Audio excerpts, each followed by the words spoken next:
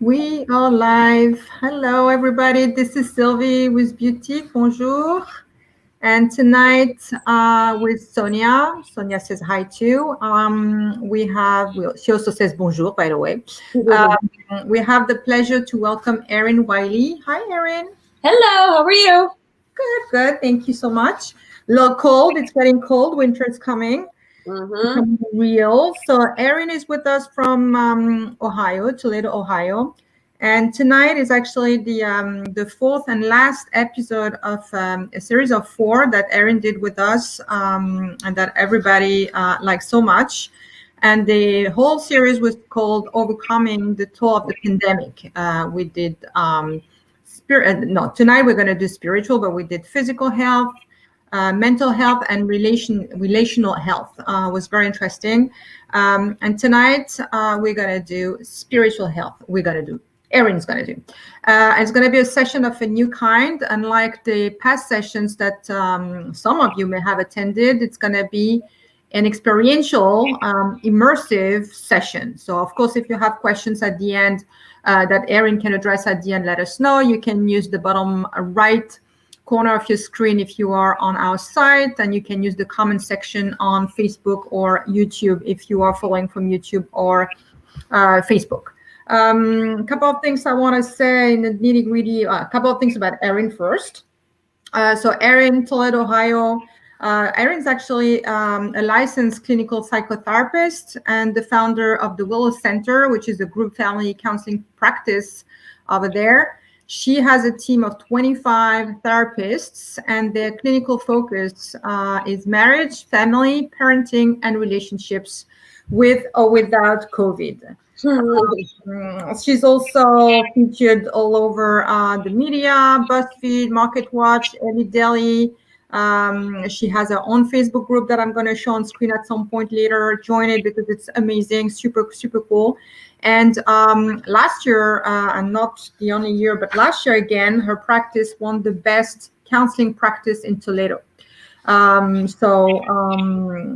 Thank you, Erin, for being with us. So Sure. without any further ado, maybe you want to say a few words about yourself, the practice, the situations you are dealing with, and maybe tonight's session because you put it together.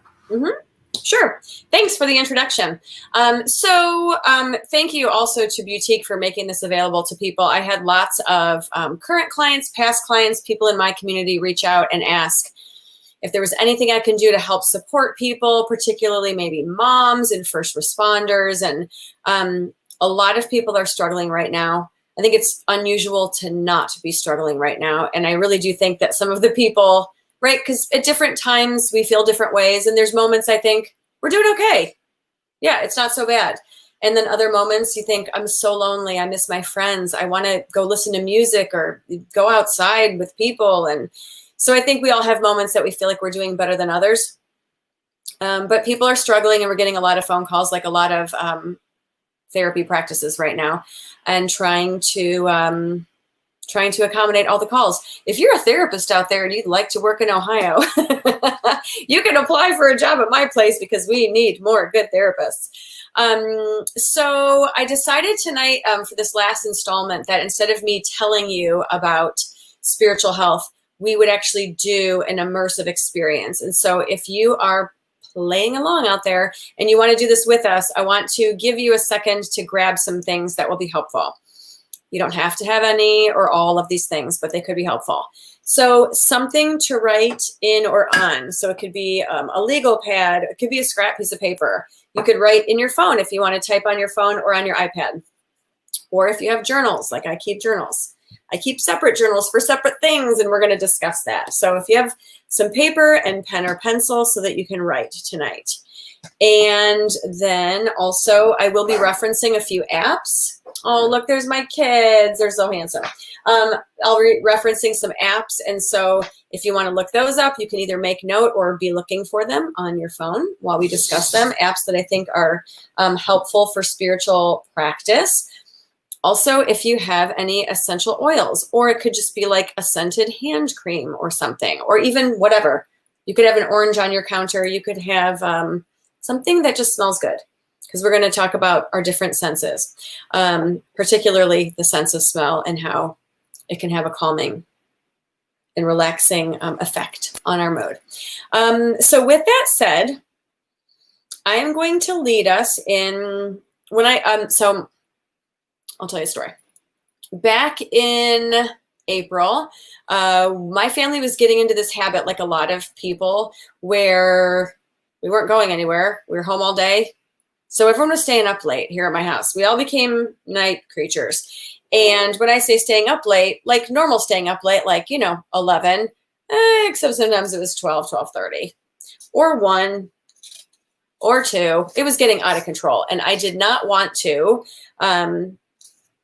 give into that because I knew it would be bad for me. I knew that it wouldn't lead to me being the healthiest person I could be. And I knew I needed some self-discipline. And I didn't have any, and neither did any of the men in my house. And so I was going to lead the charge and try to get back to some discipline. And so on this Facebook group that I have called Manage Your Shift, I said to the gals, hey, we're going to do a morning meditation together. If you want to join, you can. And a whole bunch of people showed up, and it was really fun. And we did it for June, July, August, September, October, 7 months. And we just stopped because I'm very busy with the practice right now, and I need to focus on that. But for 7 months, every Monday through Friday, we met in the morning, and this is what we did, this meditation. So I'm going to lead you through it. If you want to have something to drink also, that wouldn't hurt. I'm looking at my list of things. We also tend to look at our calendars when we're trying to map out where we are in space and time. So if you don't have any of those things, no big deal. You can just make a note of this. Ideally, what I would hope for you if you're watching tonight and this interests you is that you would be keeping a running tab of all of the activities that I lead you through tonight. And then you could decide which ones appeal to you. Would you like to spend 30 minutes on a Sunday doing this? Do you want to spend 30 minutes every day doing this? Would you like to only spend 20 minutes or 10? And if so, you can kind of tailor your own spiritual practice based off of all of these different things I'll give you. And you can choose the ones that for you feel most effective, that resonate most with you and help you feel in touch with yourself. Before we started, the boutique gals and I were talking about what is spirituality.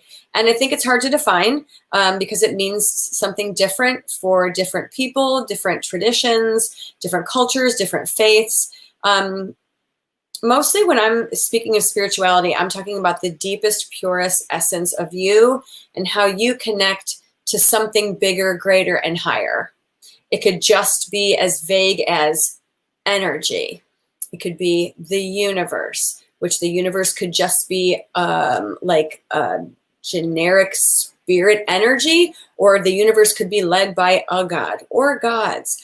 There's so many ways that people see spirituality. But to me, it's about getting in touch with the deepest, most intimate part of you, hopefully healing those parts of you, bringing peace to those parts of you so that you can live a life that's peaceful, that you enjoy, and you're not in an internal struggle. It's obviously spiritual is not physical, although there are physical practices like yoga that can help us connect to our inner selves. But it's not necessarily physical, and it's not necessarily psychological. It's not about your brain.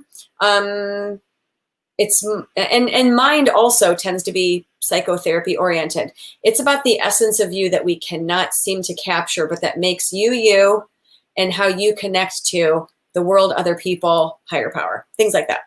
If you have questions about that, you can ask. But at this point, we're going to go ahead and start. So one more time to review so that you can have as much near you as possible.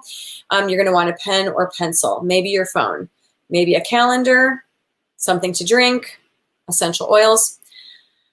I'm going to start playing some music for us. So hang tight 1 second. We're going to have some background music. So this is one of the first things I would do. Play some background music. Okay. I will play that, and if it ends up being too loud, say something, but I think you should be able to hear me okay. All right. So the first thing we're going to do is something slightly meditative to get you in a place, and I'll be doing all the activities right alongside you. So first, I'm going to ask you to just close your eyes. And just settle yourself in where you are and get comfortable. And take some slow, easy breaths.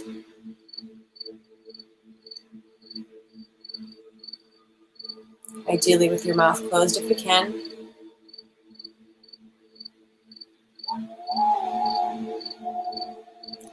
This music has canyon sounds, so there are some coyotes. We'll get in touch with nature. And crickets too. Start to feel your presence physically in the space you're in. What does it feel like to be sitting where you're sitting? What does your body feel like temperature-wise, or what does the clothing you're wearing feel like against your skin? Just focus in on your physical self in the space you're in. Take a few slow breaths.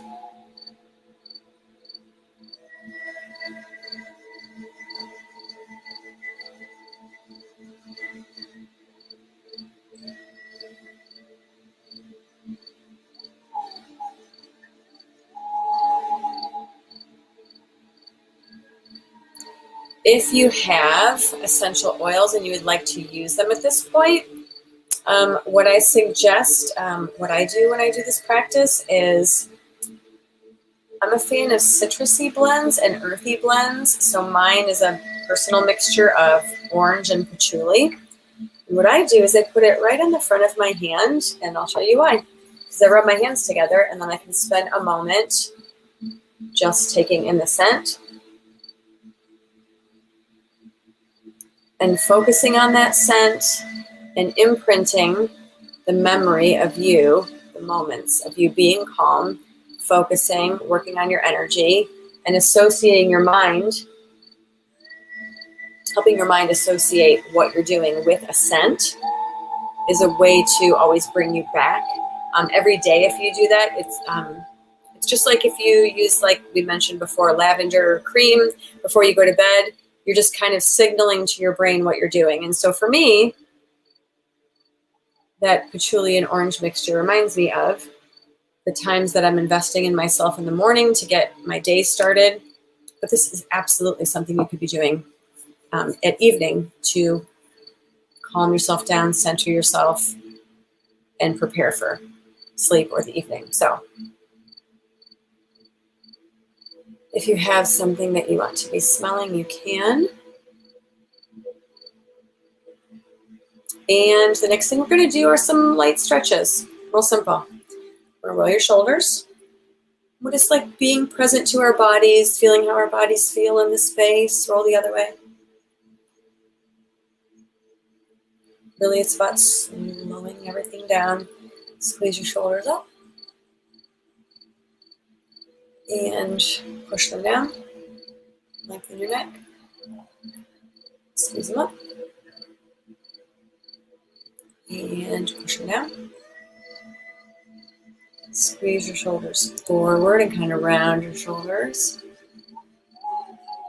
And squeeze your shoulder blades together in the back. And we'll do both of those once more.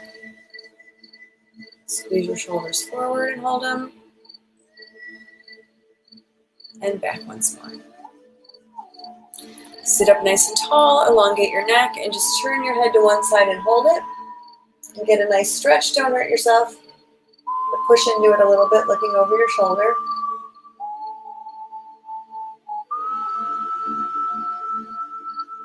And if you can, extend your neck even a little further and push into that stretch and hold it.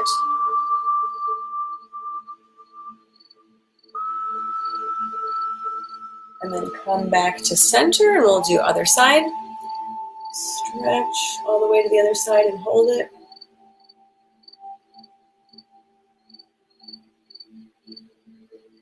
Nice, slow, low breaths.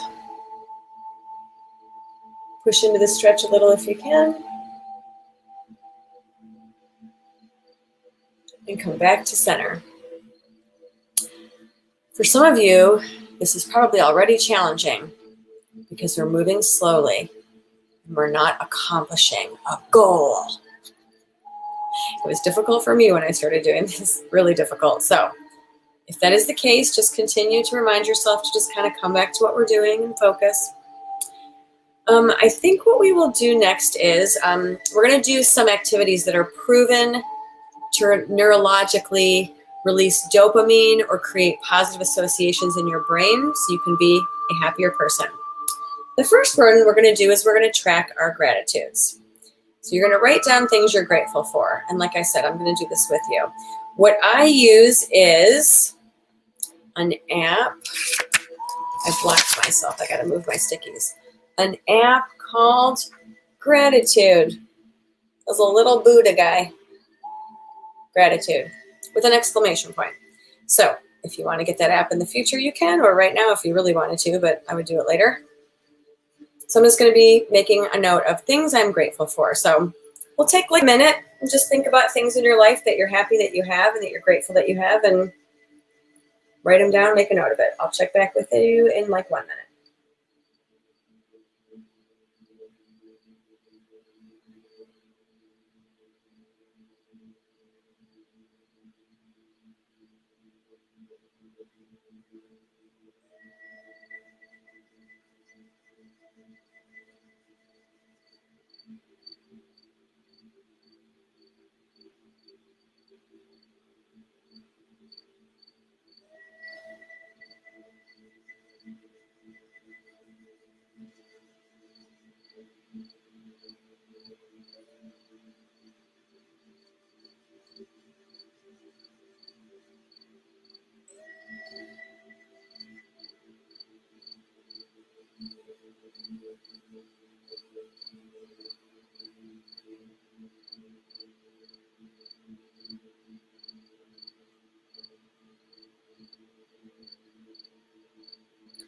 Okay. I always think it's important to me that you try to go deeper with affirmations and you don't just think like, well, I have a family and a house and a dog. Like there's so much more, right? Like for me, maybe your brain doesn't go there, but some of the things I put down, like I try to think of just deeper, bigger things that I don't normally appreciate maybe on a daily basis. And so I said an education, opportunities I've been given, time that I take for myself, the ability to read, access clean water. Like not everyone in the world has those things, right? We have to keep reminding ourselves of the things we have because we too easily acclimate to the good in our lives and it blends into the background and we don't appreciate it. I also said makeup. So, because a girl gotta have some fun stuff. So it doesn't have to all be serious. We are going to next do an activity that I really like. So I have a special journal specifically for this activity. Mine says Carpe Diem. I don't know if you can read that. Seize the day. And this is my daily journal where I write down a memory of something good that happened the day before. I always find it challenging. Even now, as I'm telling you, what I'm doing is opening my calendar because I don't know what happened yesterday. I mean, I worked, but I got to kind of like look at my life and figure out what happened. The idea is that you train yourself to look for positive things in your life by every morning or evening, if you write about a memory from yesterday that was good, you reinforce the memory of things you would often forget. You also make a really cool journal of all of those things so that you can read them later and reference all these positive things. But then what you'll find, as many people who do this practice find, is that as you move through your day, something will happen and you'll say, this is what I'm writing about tomorrow. And what you become then is a person who looks for good and focuses on the good and tries to find good because that is what you've trained your brain to do. So I'm looking at so we're going to take a minute or two. And if you don't want to write or can't physically write and you want to type in your phone, that's fine. And if you just want to sit with it and imagine it and remember it, kind of like sear it into your memory, how it felt to be there, what it sounded like, what happened, this sequence of events, how that felt emotionally, you could do that too. So we'll take a minute and a half to write something down.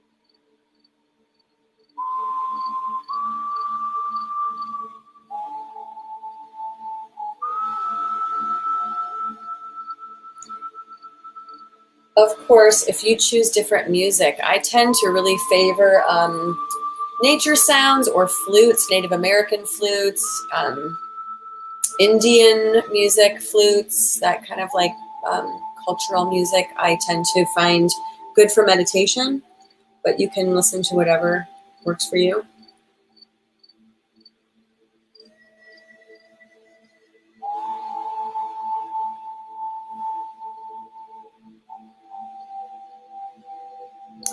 Okay, so I wrote my memory about yesterday.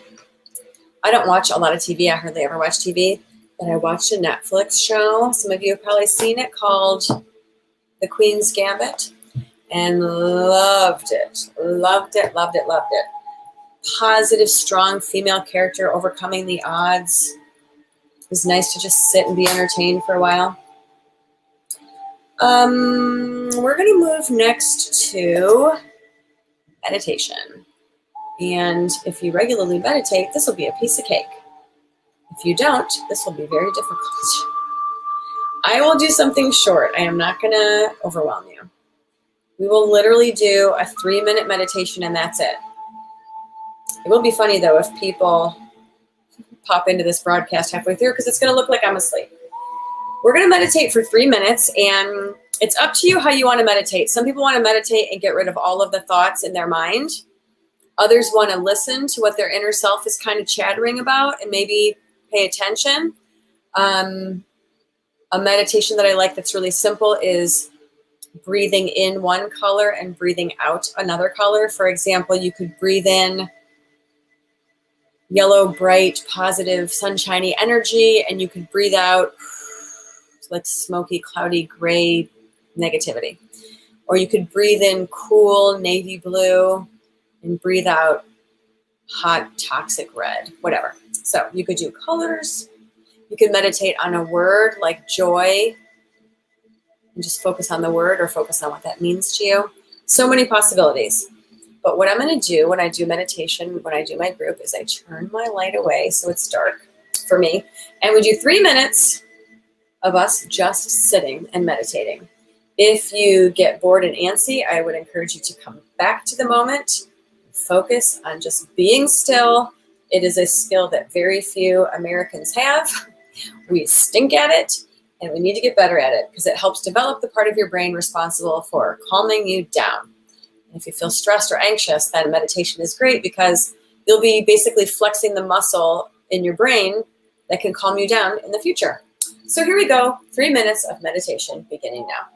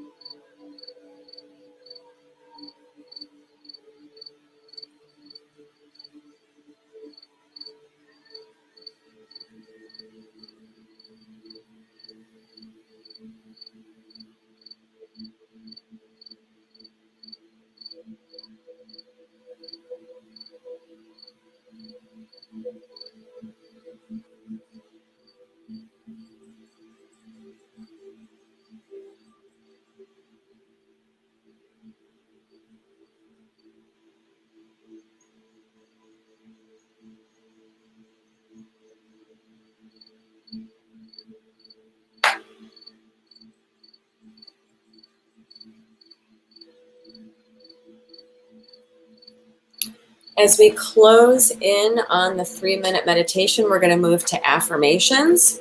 So basically what's going to happen is I am going to read you an affirmation, and you can either say it out loud where you are to kind of plant it in your brain, or you can just think it or imagine saying it in your mind.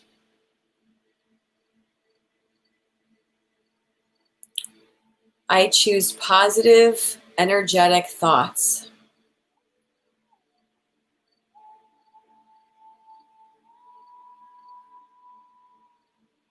My life purpose keeps me motivated.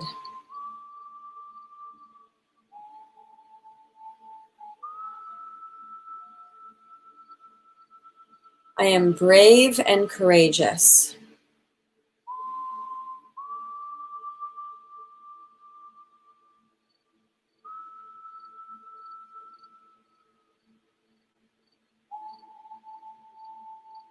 I am getting closer to my dreams every day.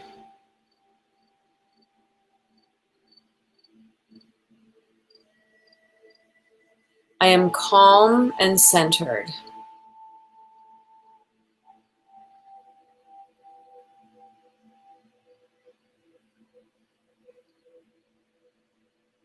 I honor myself with self-care.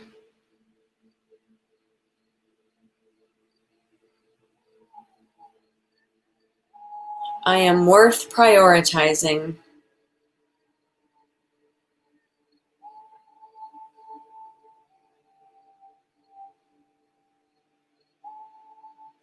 I am open to new opportunities.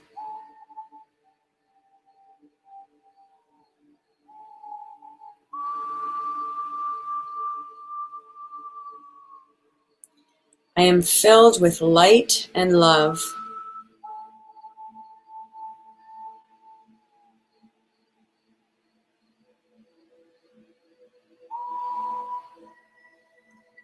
I am focused on my goals.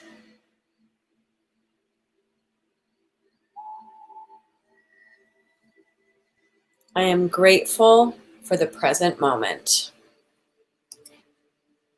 Okay, we're back. Those were your affirmations. If you have something to drink, usually when I do this in the morning, I have a big tumbler of water. I chug it down, so within the 30 minutes, I get it all in my body. But if you have something to drink, cilantro for you.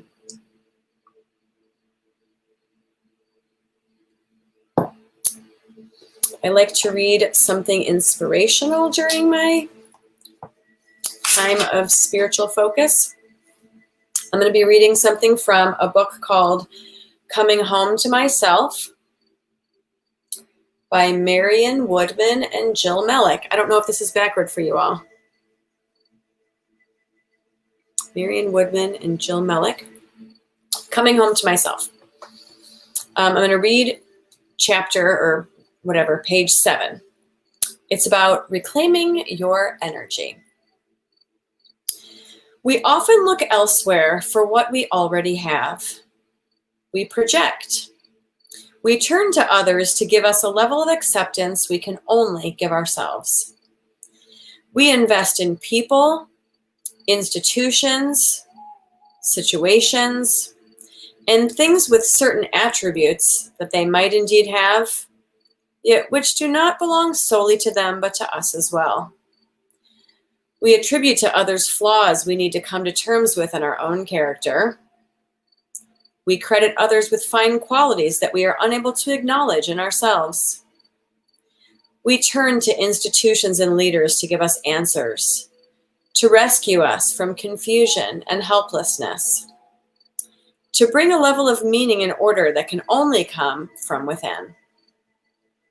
Every time we reclaim some of our own energies, stop projecting onto others attributes of ourselves, we become more whole, more present. In this book, after the readings, there is some poetry that sometimes I take a peek at. I don't see any, they're all long, so we'll skip that.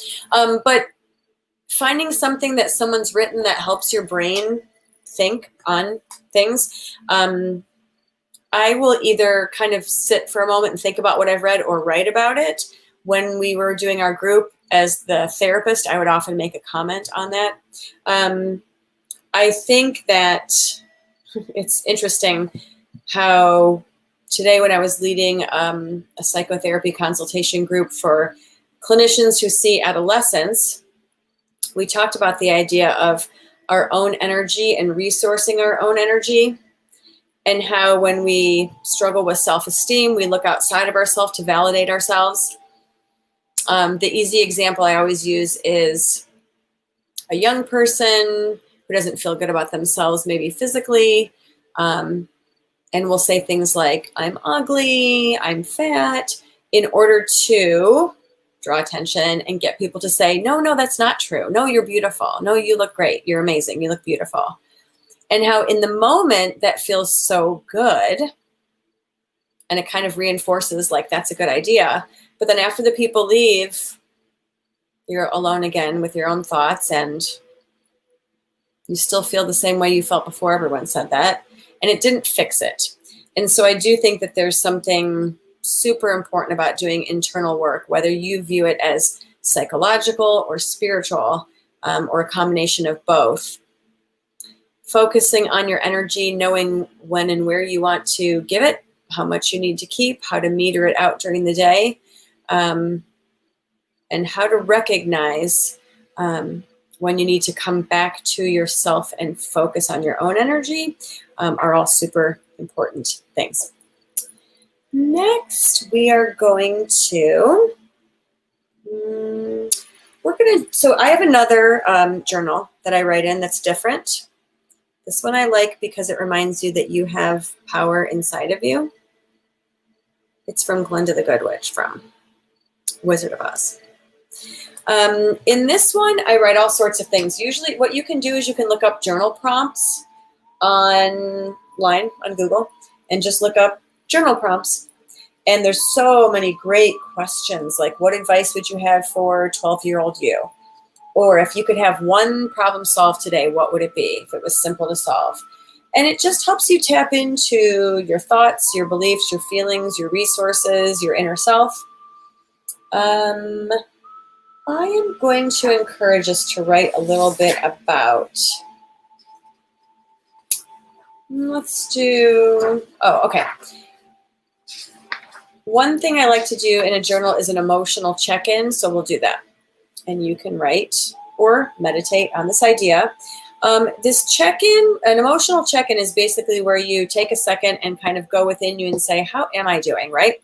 When I see clients online or in person for therapy and I say, how are you? Let's start our session. And they say, good, I'm good. And I say, are you good? And they say, no. Or, yeah, I am pretty good. I mean, I was a little sad last week, but I'm good, right? They take a second to be more reflective and not just say, I'm good, like we do. So what I would encourage you to do, I always date my things here, December 9th, is write what feels optimistic, hopeful, or good emotionally for you right now, and what is something that you might be struggling with or have concerns or fears about emotionally right now. So we'll take a minute to journal about where you are emotionally right now.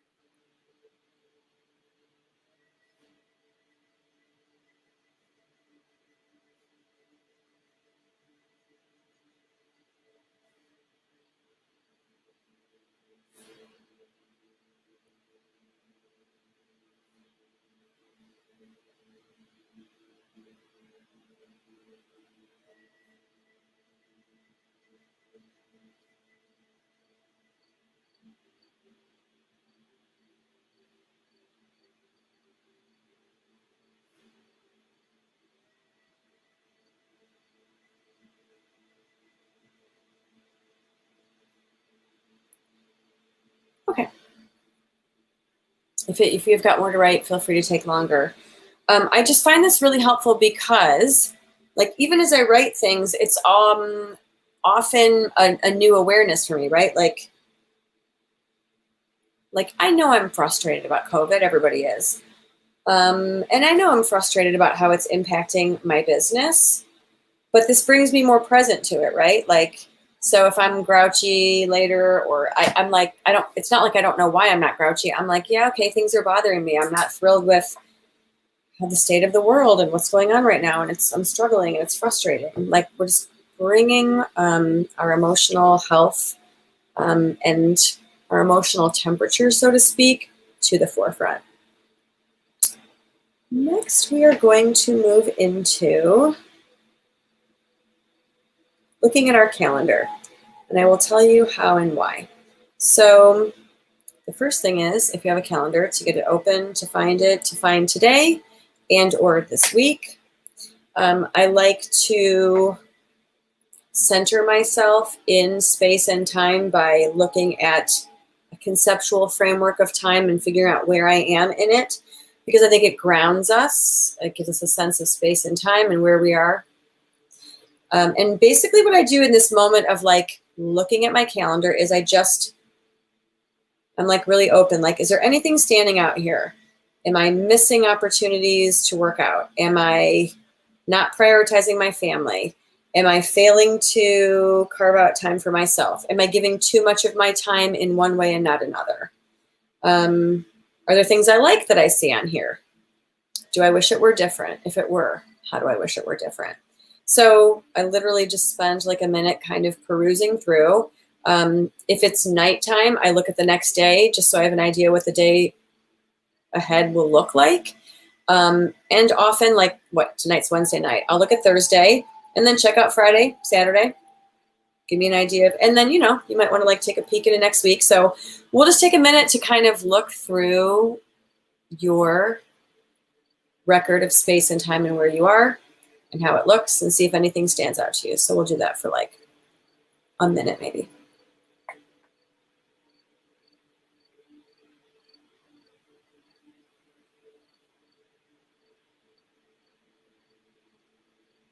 And if you want to make any alterations, sometimes I put like a break or a rest period in.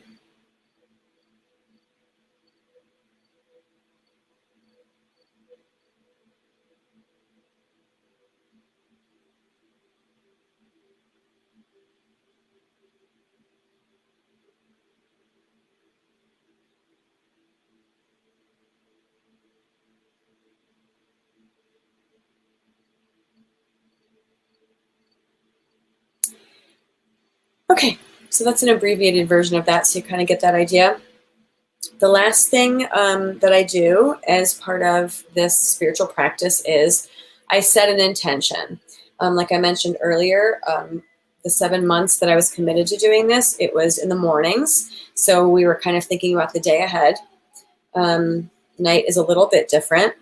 In the morning when I talked about intention, not that you can't do this at night, but it basically was partly visual, like a visualization of what do you want to happen, right? It's kind of like manifesting.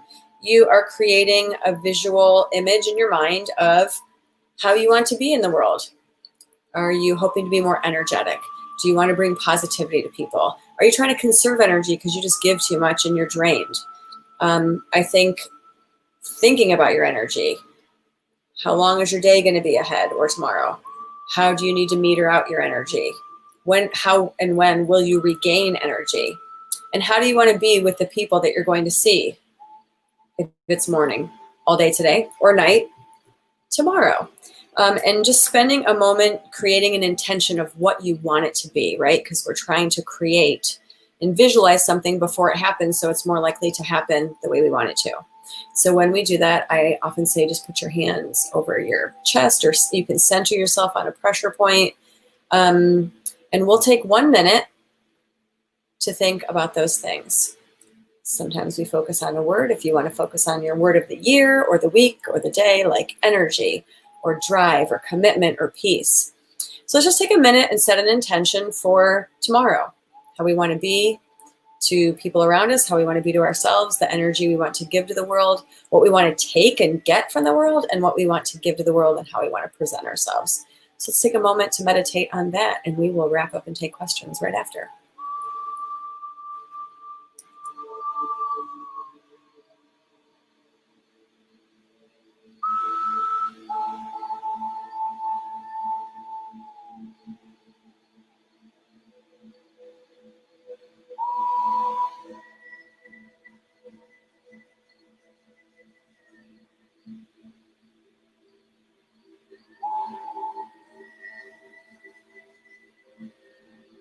Excellent. All right. Well, I hope that was helpful to you. I can repeat those categories real quickly if you want, or I can type them in the comments so that you have an idea of what we did cover. And like I said, you can make your own spiritual practice based off of those. You could certainly find your own things that you want to add or take away. I'm going to turn down our Native American flute music. And we will come back to regular, normal, boring life. Kidding. If you have something to drink, feel free to hydrate yourself. And if you have questions about spiritual practices, how they relate psychologically to our health, our mental health, emotional health, feel free to ask. Okay, so no questions so far. I think everybody was involved and committed to doing instead of asking. So yay, that's good. Yeah.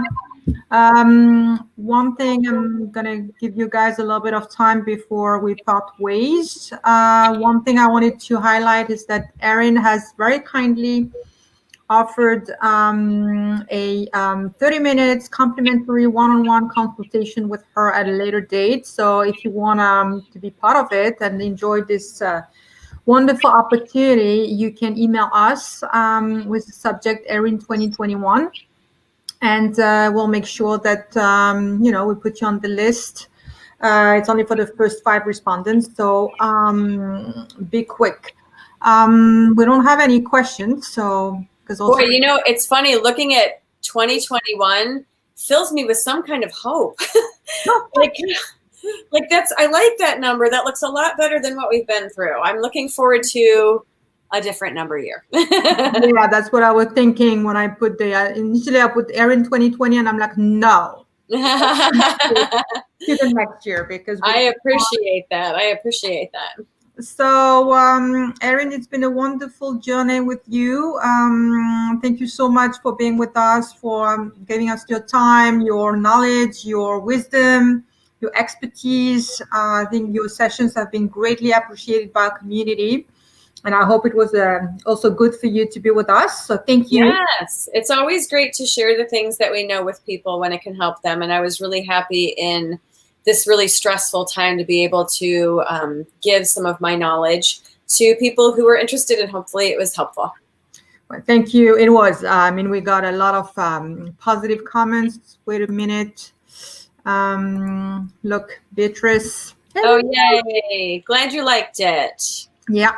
And I'm sure that's reflecting what everybody thinks out there. So thank you so much, Erin, and all of you guys. We wish you a wonderful holiday season and a healthy. One more. Thanks, Katie. Yeah. Healthy, happy, joyful, everything positive that you can wish for in 2021.